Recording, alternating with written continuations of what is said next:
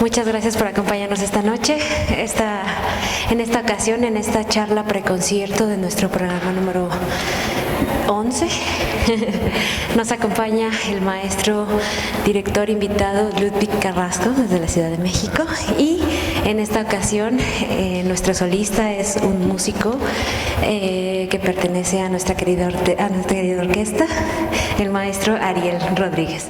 Los voy a dejar en sus manos para que ellos nos cuenten un poquito más sobre el programa que escucharemos esta noche y que lo disfruten mucho. Muy buenas noches. Antes que nada, gracias por estar aquí. Sabemos que el concierto es a las 8, lo cual representa ya un interés de su parte por estar y escuchar algo de lo que tenemos que contar sobre estas obras. También, por supuesto, a la Sinfónica de la Universidad de Guanajuato por la invitación, a nuestro Juan Carlos de Mónaco, director titular. Y ha sido para mí una semana realmente exquisita, no solo porque la USU que tienen aquí es una joya de las orquestas sinfónicas mexicanas, pero porque me ha tocado hacer música con el maestro, gran persona, gran fagotista, y sobre todo con todos los integrantes de la orquesta. El día de hoy tenemos un programa muy bello. Vamos a ir en orden para que podamos tener algunos antecedentes o algunas ideas sobre lo que van a escuchar el día de hoy. La primera pieza es del compositor Félix Mendelssohn. Es la obertura para El sueño de una noche de verano, que es una obra de William Shakespeare. No sé qué estaban ustedes haciendo cuando tenían 17 años, pero Mendelssohn estaba componiendo esta obertura, con lo cual es una obra muy precoz, es una obra muy de juventud, pero es una obra maestra. Es una obra que ya la quisiéramos firmar aquellos que tenemos ya 40 y pocos o 60 y pocos. Yo creo que también hay, ¿verdad?, muchos que quisieran firmar este tipo de joyas. Es una obra que fue una pionera en la música.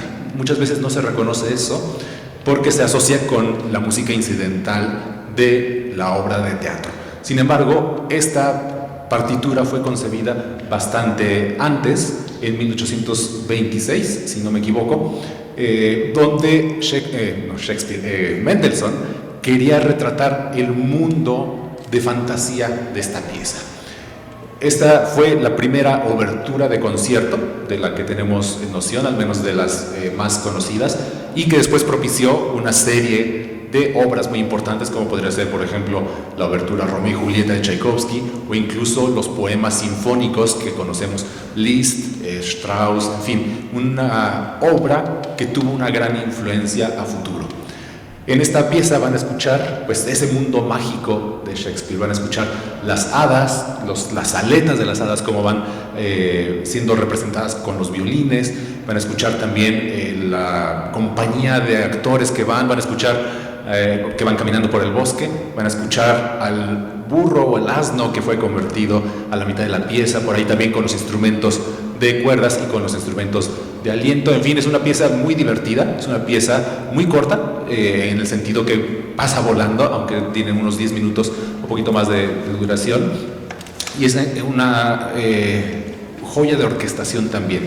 Es un instrumental que no va mucho más lejos de lo que hacía ya Mozart. Es el mismo tipo de orquesta, un poco pequeña, los instrumentos de aliento reducidos, y en su momento también Mendelssohn incluyó una novedad que era el oficleido, ese instrumento que ya no lo vemos en las salas de concierto, pero que en esa época estaba siendo muy solicitado por otros compositores, por ejemplo también Berlioz escribió para este instrumento, y hoy en día, la verdad, desconozco si hay un oficleido en todo México, pero las orquestas del mundo sustituyen este instrumento por una tuba. Eso sí, es una parte muy difícil para el tubista, porque la tuba, como saben, es un instrumento un poco grande, un poco sonoro, ¿no? Puede incluso ser pesado, y la partitura requiere que se integre muy bien a la textura de los alientos y de los metales que ya estaban en la orquestación.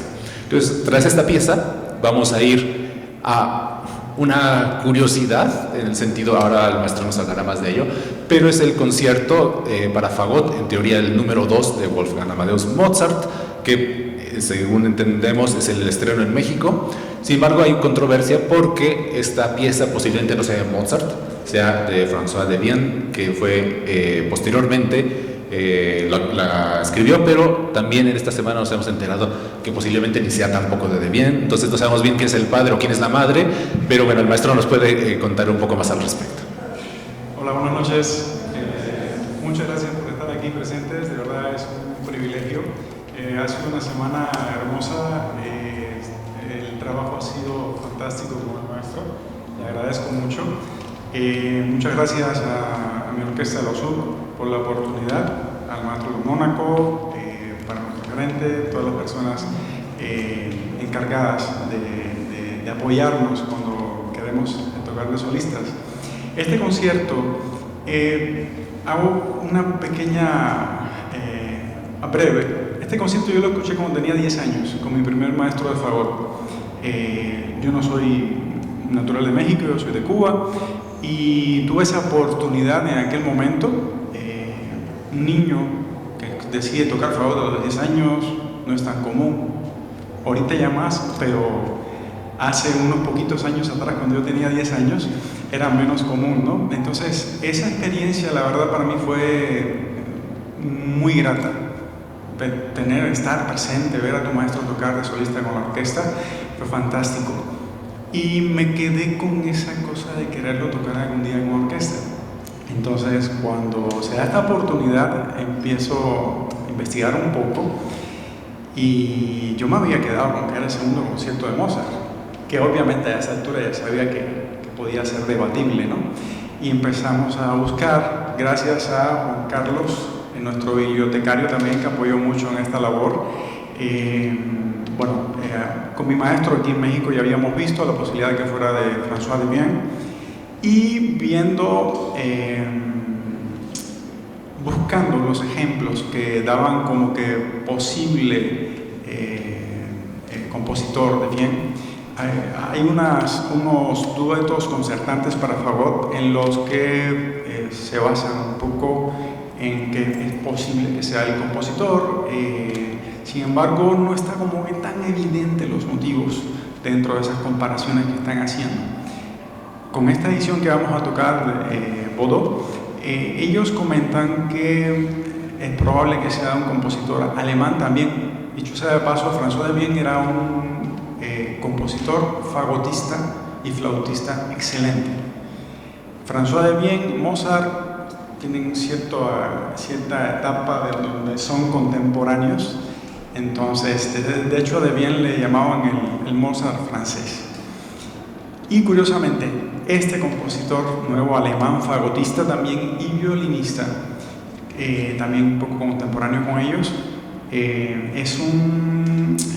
se basan en la casa editora, comenta que es posible que sea de él porque tiene unos duetos de violín y viola, opus 10, y el opus 3, justo el tercer movimiento, que es un rondó, y al igual que el tercer movimiento de este concierto para fagot, tiene un motivo que hace ta ta ti ra ri ra ra pam pam ti ta ta ta ri ri ra do ri ri ra ro ra, y es igualito.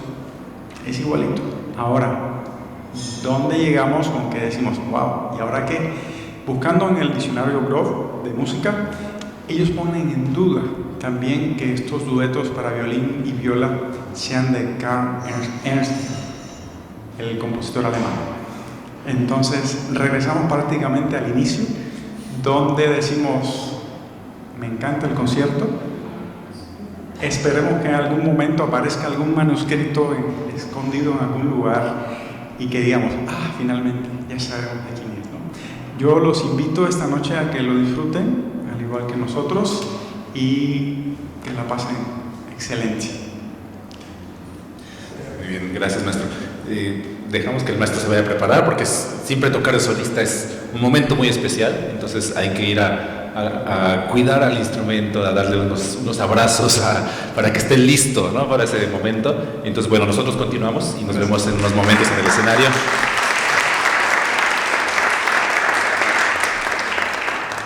Bueno, el maestro mencionaba esta obra y creo que sí es muy importante recalcar que tiene la calidad para ser presentada independientemente del apellido que vaya a tener en algún momento, porque creo que eso es lo primordial, que sea una obra que sea interesante, que tenga muy buena hechura, que sea propositiva, que sea algo distinto también, y en este caso, bueno, creo que va a ser secundario quién es el autor, porque vamos a disfrutar una obra muy bella en 3 movimientos, uno rápido, uno más tranquilo, una romanza, una canción de alguna manera, y el final, que es un rondo, también una danza, se puede escuchar ese sentimiento de danza.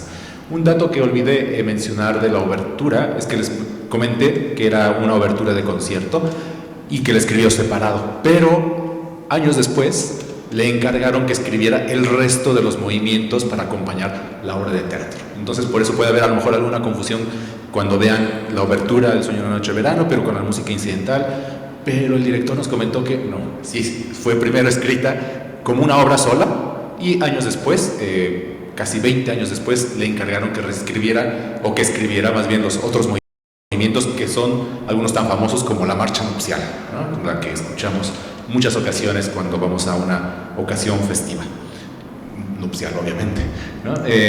Y luego saltamos, después del intermedio, vamos a hacer la cuarta sinfonía de Robert Schumann. Es una obra también muy intensa, pero con muchas melodías también muy líricas, una expresividad notable. Es su cuarta sinfonía, aunque en realidad es su segunda sinfonía. Él escribió la primera, que curiosamente la hice aquí con la OSU, yo creo que fue en el 2018, por ahí, 17 o 18, que se titula la Sinfonía Primavera, es el subtítulo que se le da. Y después de eso escribió una sinfonía que no tuvo tanta buena recepción y él no quedó satisfecho y la puso por ahí, ¿no? Para revisarla en algún momento, algo que muchos compositores hacen hoy en día o han hecho a lo largo de la historia. Cuando finalmente se dio el tiempo, pues se habían pasado 10 años y había escrito otras 10 sinfonías en medio. Entonces ya cuando la terminó de revisar, pues ya le puso el número 4, el número de catálogo de su secuencia de sinfonías. Es una obra también peculiar porque es en 4 movimientos, sin embargo, todos se tocan seguidos. En realidad es como un gran movimiento en 4 etapas distintas. Otra peculiaridad es de que el tema inicial que escuchamos en los primeros compases de la obra es un tema recurrente a lo largo de los otros movimientos. Entonces hay un hilo conductor sonoro que a lo mejor de manera un poco velada van a ir escuchando y parecería como, esto ya lo escuché, pero suena nuevo, porque Schumann le va dando un poco de vueltas, lo pone de una manera, luego lo pone de otra, lo cambia de instrumentación, en fin, es muy ingeniosa la manera en que diseña esta sinfonía. Tiene una introducción lenta, que va seguido de en el primer movimiento, la introducción lenta, junto con una parte rápida. Después viene una romanza, que introduce otro tema, hay otros temas aparte del tema principal que conecta, que es una romanza, una canción también que tocan el cello y el oboe. Y este segundo movimiento también tiene, digamos, 3 secciones. La primera y la última son iguales, es la romanza con el solo principal de oboe y de cello, y una intermedia un poco más luminosa, un poco más optimista, donde hay un solo de violín también bastante importante. En esa época, como sabrán, Schumann era también, a lo largo de su vida, fue un gran amigo y admirador de otro gran compositor, Johannes Brahms. Y tanto Brahms como Schumann, en este tipo de movimientos lentos, a mí me recuerda como reflexiones de la vida, ¿no? Y cuando uno ve sus cartas tan poéticas, uno entiende cómo pueden estar relacionadas con ciertas melodías o con ciertos movimientos.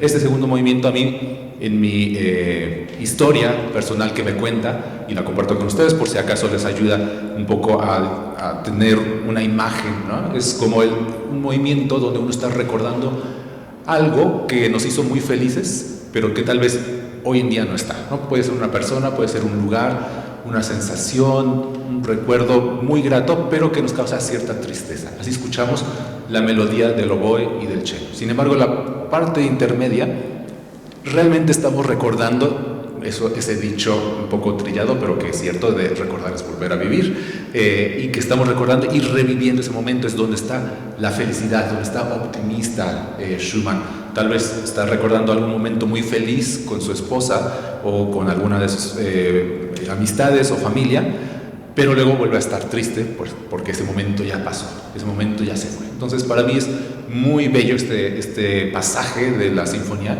porque yo creo que todos podemos conectar con ese tipo de sensaciones, ¿no? Recordar algo bello, pero que nos causa mucha felicidad, pero a la vez nos pone tristes porque ya no está esa persona o esa sensación tan viva. Luego viene un scherzo, que es un scherzo, es una broma, pero también es una broma un poco oscura, ¿no? Por la tonalidad, es un poco, la orquestación y la tonalidad son un poco oscuras, como una broma, no quiero decir de humor negro, pero sí no es la broma que podemos escuchar en Beethoven o que podemos escuchar en Mozart.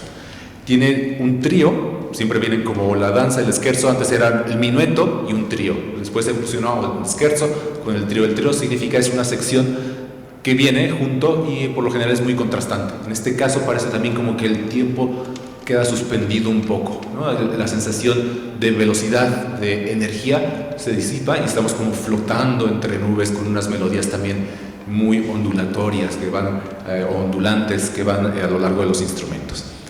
Esta parte conecta a través de una transición, de un pasaje muy lento, muy misterioso y que introduce a otro tema, otro motivo con los instrumentos de metal. Los trombones, los cornos, las trompetas están tocando en este momento, pero es un momento casi mágico en el sentido como de estas, de la mitología, como que de repente se abren las nubes y aparece uno de los dioses o una de las diosas del Olimpo que baja, ¿no? Es un momento realmente sublime. Creo que también tiene que ver mucho con la religiosidad o con el espíritu de gran reflexión que tenía Schumann.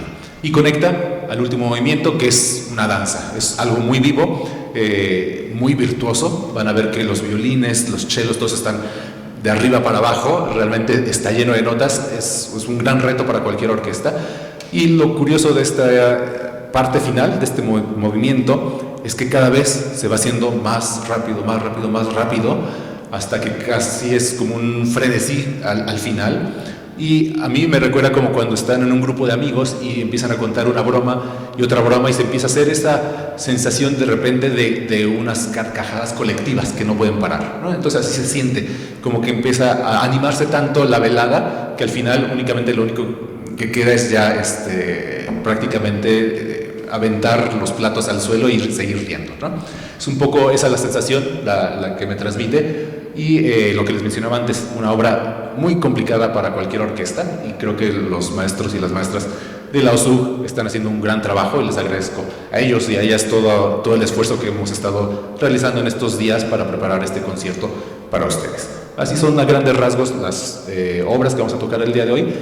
Como hablé muy rápido, creo, tenemos unos cuantos minutos si quieren hacer alguna pregunta sobre el programa o sobre la orquesta, lo que les pueda yo responder, o sobre en general la música que están presentando o que estamos presentando esta noche. Yo estaré más que encantado de poder intentar dar alguna respuesta. Sí.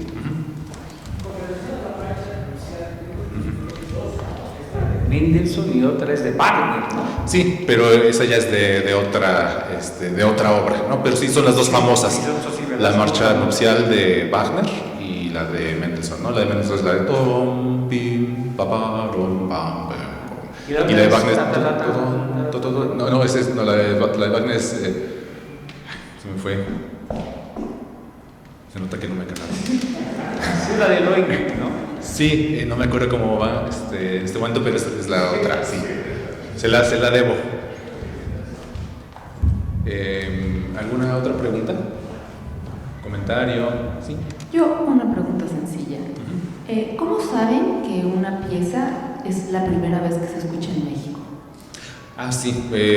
Bueno, las editoriales, por lo general, cuando se rentan o se compran, muchas veces ellos tienen un catálogo muy detallado de cuándo se ha hecho, dónde se ha hecho.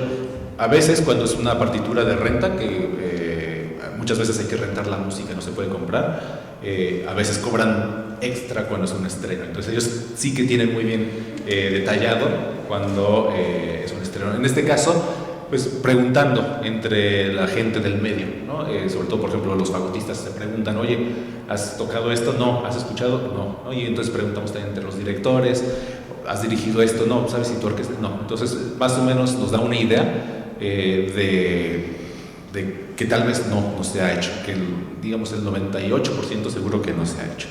También hay que resaltar que el fagot no es un instrumento solista tan presente en las salas de concierto. Y por lo general, los fagotistas o los directores quieren programar Mozart, pero el Mozart que sí saben que es Mozart, ¿no? Entonces, pocas veces o rara vez se desvía, ¿no? Entonces, presentar algo distinto, uno sabría o habría escuchado que ya se ha hecho. ¿Alguna pregunta? Sí, por favor.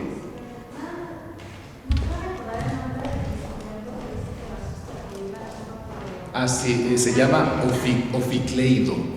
Oficleido. Si lo buscan en internet les va a salir una foto.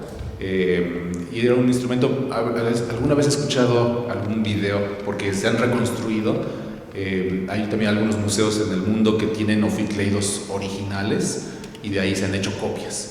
Y algunos directores, por ejemplo, John Eliot Gardiner, que se dedicó muchos años a hacer reconstrucciones de las orquestas. Por ejemplo, pueden buscar, hay un video fantástico valga la redundancia, de la Sinfonía Fantástica de Héctor Berlioz, en la sala donde se estrenó, con instrumentos de la época, y tienen unos instrumentos que hoy en día no reconoceríamos, ¿no? Pero son casi los abuelos de los que vamos a ver hoy en día. Entonces ahí sí los pueden encontrar, y algunos videos para que puedan escuchar cómo se puede o cómo sonaría en ese momento. Y creo que también era un instrumento que tenía un timbre particular, un poco más nasal de lo que tiene una tuba, y por eso iba asociado con alguno de los personajes de Shakespeare, pero por desgracia ya no es algo común y se tiene que sustituir con algo que tenga el mismo registro, más o menos. ¿Sí? ¿Alguna última pregunta? ¿No? Bueno, sí. No hay ningún problema para hacer la que sea. Que me ha llamado la atención que los directores de orquesta tienen ¿cómo se llama la varita? La batuta. Tienen la batuta solo en una mano y en la otra. Pues, y siempre he visto en los conciertos que he asistido que las tienen en la derecha, y no sé si porque son diestros o porque la tienen que llevar a la derecha, y porque una mano sí y otra mano no. Bueno, buena pregunta, y no es tan fácil de responder, o sea que de principiante nada. A lo largo de la historia había muchos intentos. Primero, las orquestas antes eran muy pequeñas, y los que coordinaban en cierto momento eran por lo general el concertino o el que tocaba el instrumento de continuo, por ejemplo el clavecín, ¿no? Entonces ellos eran los directores. Según fue creciendo la partitura orquestal o se fue desarrollando la complejidad, poco a poco se necesitaba alguien que dirigiera, alguien que coordinara y no estuviera ocupado tocando su instrumento. Algunos compositores, Mendelssohn o Spohr, Luis Spohr, que era un compositor también muy famoso, empezaron a dirigir con pergamino enrollado. Antes, también en el barroco, es un caso muy famoso, Jean-Philippe Rameau, un compositor francés, era muy famoso, tenía una orquesta de los violines del rey, me parece, y él dirigía golpeando en el suelo con un bastón, ¿no? Entonces eso habrá sido bastante molesto, ¿no? Porque si están uno escuchando el golpe en cada tiempo, pues molesta lo que estamos escuchando. Se dice que murió porque se golpeó con el bastón en un pie y se le infectó y de ahí murió, ¿no? Esa es la historia que nos cuentan. Más adelante, según iba creciendo la orquesta, se necesitaba ya especialización. Entonces la dirección orquestal, de hecho, es una de las carreras más jóvenes en la música, ¿no? Los organistas, los cantantes muchos siglos antes, ¿no? Los violinistas, etcétera. Pero la dirección orquestal es realmente una profesión muy joven. Uno usa la batuta, aunque también es posible dirigir sin batuta, solo con las manos, pero cuando es una orquesta un poco grande, es más común ver al director con la batuta porque da un poco más de visibilidad a ciertos movimientos. Es una extensión, digamos, ¿no? Entonces permite ver de una manera un poco más clara ciertos movimientos. Lo de la mano derecha creo que sí es porque la mayoría de las personas somos diestros, aunque también hay zurdos que dirigen con la mano derecha, y también hay gente que dirige con la mano izquierda, porque ya ese mito de que ser zurdo es, no sé, un pacto con el diablo, no sé cómo se manejaba en algunos momentos, pues ya no existe, ¿no? Entonces ya la gente dice, ¿por qué voy a dirigir con la derecha si mi mano, la más hábil, es la izquierda, ¿no? Igual que los violinistas, ¿no? Yo soy diestro, y cuando tocaba violín tocaba con la mano izquierda, y hay gente que toca con la mano derecha porque son zurdos, ¿no? Entonces es una cuestión ya como de tradición, pero también de preferencia en muchos casos. Entonces van a poder ver de todo, ¿no? Con, sin, lo que sí no es común es tener dos batutas, porque se duplica la información, ¿no? Lo que uno quiere es que la información sea precisa y clara, y si tuviéramos dos, pues el músico diría, ¿a cuál veo, no? La que está acá o la que está acá me están diciendo cosas distintas, porque la batuta no solo expresa el tiempo, también puede expresar el color, puede expresar el énfasis, puede expresar el tipo de ataque. Entonces sería difícil coordinar las dos que hicieran exactamente lo mismo. Entonces por eso solo se usa una por lo general. Muy amable, gracias. No, a usted. Bueno, ahora sí los dejo porque ya también yo tengo que irme a preparar. Muchas gracias por estar aquí, espero que disfruten el concierto y espero que sigan acompañando a la SUB cada semana, porque tienen una gran orquesta y tienen una programación muy atractiva. Gracias.